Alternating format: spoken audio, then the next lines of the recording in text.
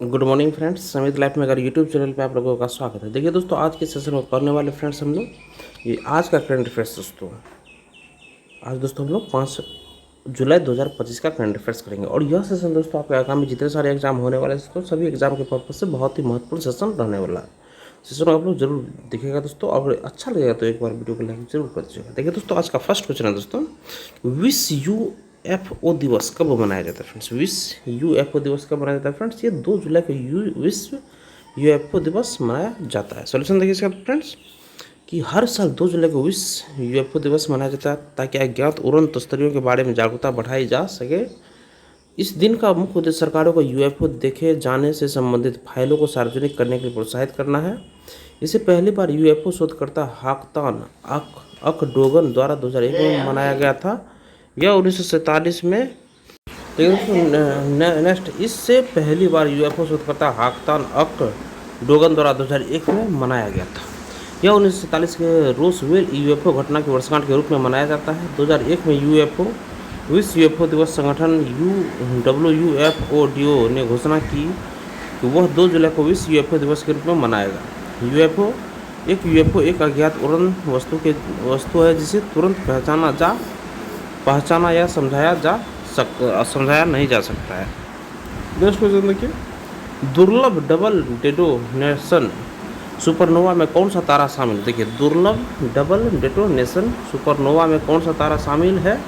ये देखिए दोस्तों, ऑप्शन नंबर डी, श्वेत बोना तारा शामिल है इसमें दोस्तों। न्यूट्रॉन तारा नहीं होगा, नहीं लाल दानव तारा होगा, नहीं नीला सुपरजेंट तारा होगा। देखिए इसका सॉल्यूशन है फ्रेंड्स, खगोलविदों ने पहली बार एक दुर्लभ सुपरनोवा विस्फोट का फोटोग्राफिक प्रमाण प्राप्त किया है जिसमें श्वेत बोना तारा की डबल डेटोनेशन शामिल है इसमें। इस दुर्लभ प्रकार के सुपरनोवा में एक तारकीय अवशेष शामिल है जिसे श्वेत बोना कहा जाता है, न कि एक विशाल तारा। इस घटना को यूरोपीय दक्षिणी वेधशाला के एक्सट्रीमली लार्ज टेलीस्कोप का उपयोग करके चिली में कैप्चर किया गया दोस्तों। ये दक्षिण अफ्रीका का देश है दोस्तों, दक्षिण अमेरिका का।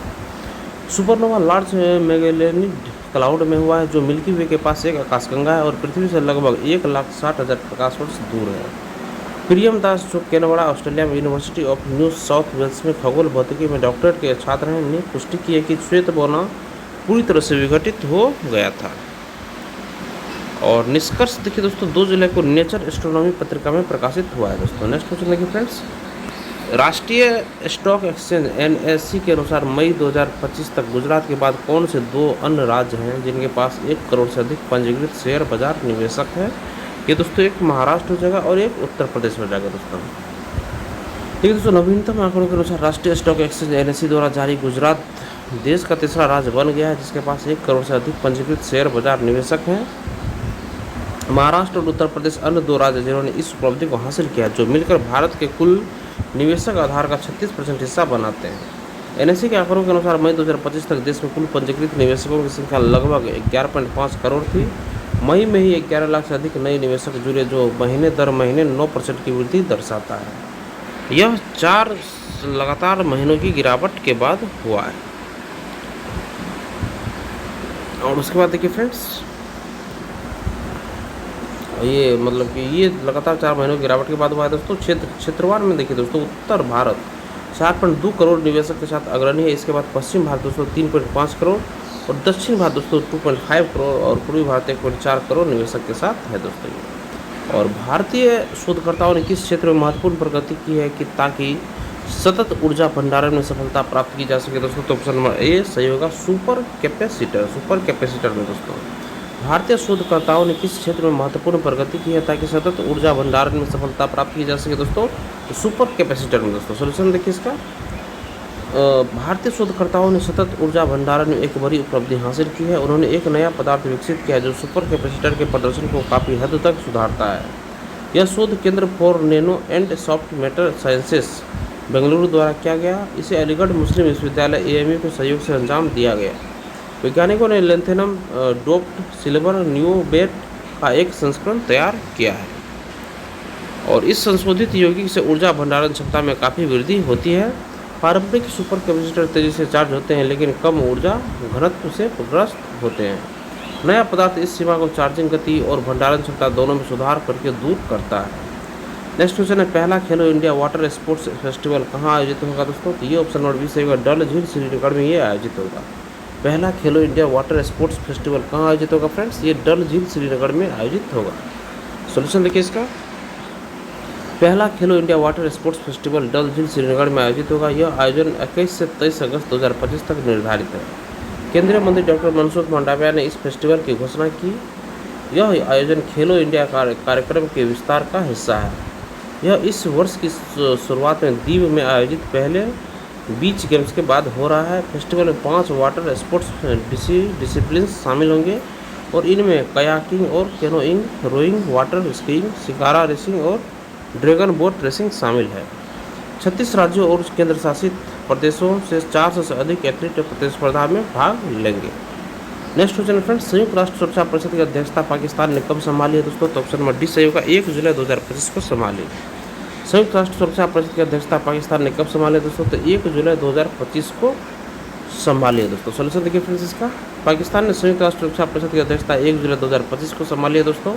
और यह अध्यक्षता जुलाई महीने के लिए जो परिषद में पाकिस्तान के निवर्तमान 2 वर्षीय कार्यकाल का हिस्सा है दोस्तों। पाकिस्तान ने संयुक्त राष्ट्र सुरक्षा परिषद की अध्यक्षता 1 जुलाई 2025 को संभाली और यह अध्यक्षता जुलाई महीने के लिए जो परिषद में पाकिस्तान के वर्तमान 2 वर्षीय कार्यकाल का हिस्सा है। यह कार्यकाल जनवरी 2025 में शुरू हुआ और पाकिस्तान को संयुक्त राष्ट्र सदस्य देशों ने से 193 से 182 वोट प्राप्त हुए, जो मजबूत अंतर्राष्ट्रीय समर्थन को दर्शाता है। और अध्यक्षता 15 सदस्य देशों के बीच वर्णमाला क्रम में मासिक रूप से बदलती है। अध्यक्षता 15 सदस्य देशों के बीच वर्णमाला क्रम में मासिक रूप से बदलती है। पाकिस्तान अपनी अध्यक्षता के दौरान 2 प्रमुख कार्यक्रमों की मेजबानी करेगा और एक कार्यक्रम बहुपक्षवाद और संघर्षों के शांतिपूर्ण समाधान पर केंद्रित होगा। दूसरा कार्यक्रम संयुक्त राष्ट्र और इस्लामी सहयोग संगठन OIC के बीच सहयोग को उजागर करेगा। पाकिस्तान ने पहले भी सुरक्षा परिषद में 2012-13, 2003-4, 1993-94, 83-84, 76-77, 68-69 और 52-53 में सेवा दी है। रासायनिक हथियारों के निषेध के लिए संगठन organisation for the prohibition of chemical weapons OPCW ने अपनी 23वीं क्षेत्रीय बैठक कब और कहां आयोजित की है? तो ऑप्शन नंबर डी देखिए, 1 से 3 जुलाई 2025 दिल्ली में ये आयोजित की है। रासायनिक हथियारों के निषेध के लिए संगठन organisation for the prohibition of chemical weapons OPCW ने अपनी 23वीं क्षेत्रीय बैठक कब और कहां आयोजित की है दोस्तों? तो 1 से 3 जुलाई 2025 को नई दिल्ली में ये आयोजित की है। और ये ऑप्शन नंबर देखिए फ्रेंड्स, 1 से 3 जुलाई 2025 में की है। रासायनिक हथियारों के निषेध के लिए संगठन OPCW को रासायनिक हथियार सम्मेलन CWC का कार्यान्वयन निकाय है ने अपनी 23वीं एशिया के राज्यों के राष्ट्रीय प्राधिकरणों के क्षेत्रीय बैठक 1 से 3 जुलाई 2025 तक नई दिल्ली में आयोजित की। और रासायनिक हथियार सम्मेलन 1997 में लागू हुआ और वर्तमान में इसके 193 सदस्य देश है जो रासायनिक हथियार के वैश्विक उन्मूलन की देखरेख करते हैं। भारत जो इस सम्मेलन का मूल हस्ताक्षर करता है, राष्ट्रीय प्राधिकरण रासायनिक हथियार सम्मेलन NACWC के माध्यम से CWC को लागू करता है। 2024 में NACWC ने केन्या राष्ट्रीय प्राधिकरण को OPCW मेंटरशिप पार्टनरशिप प्रोग्राम के तहत अपनी कार्यान्वयन क्षमता बढ़ाने के लिए सफलतापूर्वक मार्गदर्शन किया। और भारतीय रासायनिक परिषद ICC भारत की सबसे पुरानी रासायनिक उद्योग संघ और को 2024 में OPCW द हेग अवार्ड से सम्मानित किया गया, जो उद्योग में रासायनिक सुरक्षा और अनुपालन को बढ़ावा देने के लिए दिया गया। यह पहली बार वैश्विक स्तर पर था जब किसी रासायनिक उद्योग निकाय को OPCW द हेग अवार्ड मिला, जो रासायनिक हथियार सम्मेलन के लक्ष्य में महत्वपूर्ण योगदान को मान्यता देता है। नेक्स्ट, प्रधानमंत्री नरेंद्र मोदी ने 3 जुलाई 2025 को त्रिनाद और टोबैगो के प्रधानमंत्री को क्या भेंट किया है दोस्तों? क्या भेंट किया? तो दोस्तों ये ऑप्शन नंबर डी है, अयोध्या में निर्मित राम मंदिर की प्रतिकृति, सरयू नदी का पवित्र जल और महाकुंभ का जल, ये उसे भेंट किया। सोल्यूशन देखिए इसका दोस्तों, 3 जुलाई 2025 को प्रधानमंत्री नरेंद्र मोदी ने अयोध्या के राम मंदिर की प्रतिकृति, सरयू नदी का पवित्र जल और महाकुंभ का जल भेंट किया। यह प्रस्तुति त्रिनाद और टोबैगो के प्रधानमंत्री कमला प्रसाद विशेषण द्वारा आयोजित एक रात्रि भोज के दौरान हुई है दोस्तों। ये उपहार भारत और त्रिनाद और टोबैगो के बीच सांस्कृतिक और आध्यात्मिक संबंधों का प्रतीक थे। रात्रि भोज में सोहड़ी पत्ते पर भोजन परोसा गया, जो त्रिनाद और टोबैगो में भारतीय मूल के लोगों के लिए महत्वपूर्ण परंपरा है। PM मोदी ने राणा मोहिब से भी मुलाकात की दोस्तों। PM मोदी ने राणा मोहिब से भी मुलाकात की, जिन्होंने महात्मा गांधी की 150वीं जयंती के अवसर पर वैष्णव जन तो गाया था दोस्तों। और पीएम मोदी ने अपनी 2 दिवसीय यात्रा के दौरान भारत और कैरिबियाई राष्ट्र के बीच सांस्कृतिक और ऐतिहासिक संबंधों की झलक साझा की दोस्तों। नंबर क्वेश्चन देखिए फ्रेंड्स, राष्ट्रीय उत्तरदायी व्यापार आचरण सम्मेलन 2025 का उद्घाटन किसने किया दोस्तों? तो ये हर्ष मल्होत्रा ने किया दोस्तों। राष्ट्रीय उत्तरदायी व्यापार आचरण सम्मेलन NCRBC 2025 का उद्घाटन किसने किया दोस्तों? ये हर्ष मल्होत्रा ने किया दोस्तों। सोल्यूशन देखिए इसका, हर्ष मल्होत्रा ने राष्ट्रीय उत्तरदायी व्यापार आचरण सम्मेलन NCRBC 2025 के तीसरे संस्करण का उद्घाटन किया। उद्घाटन समारोह 2 जुलाई को ताज पैलेस होटल नई दिल्ली में आयोजित हुआ। वे केंद्रीय राज्य मंत्री कॉरपोरेट मामलों और सड़क परिवहन एवं राजमार्ग हैं। इस कार्यक्रम का आयोजन भारतीय कॉरपोरेट मामलों के संस्थान IICA द्वारा किया गया, जो कॉरपोरेट मामलों के मंत्रालय के अंतर्गत एक स्वायत्त निकाय है। 2 दिवसीय राष्ट्रीय सम्मेलन का विषय विकसित भारत के लिए ESG का एकीकरण है और इस सम्मेलन में 300 से अधिक प्रतिभागियों ने भाग लिया, जिनमें वरिष्ठ कॉरपोरेट नेता, ESG पेशेवर, नीति निर्माता और अंतर्राष्ट्रीय प्रतिनिधि शामिल थे।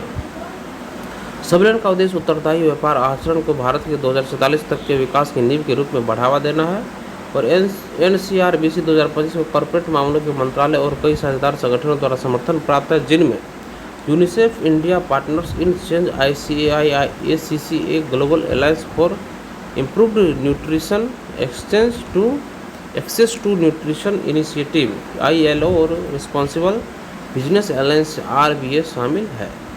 नेक्स्ट क्वेश्चन है, प्रधानमंत्री नरेंद्र मोदी ने घाना की संसद में अपने संबोधन में भारत को किस रूप में प्रस्तुत किया है दोस्तों? ऑप्शन नंबर सी देखिए, विश्व का सबसे बड़ा लोकतंत्र में। सोल्यूशन देखिए फ्रेंड्स, प्रधानमंत्री नरेंद्र मोदी घाना की संसद को संबोधित करने वाले पहले भारतीय नेता बने हैं और उन्होंने भारत की लोकतंत्र के प्रति मजबूत प्रतिबद्धता और समावेशी वैश्विक नेतृत्व को दोहराया है।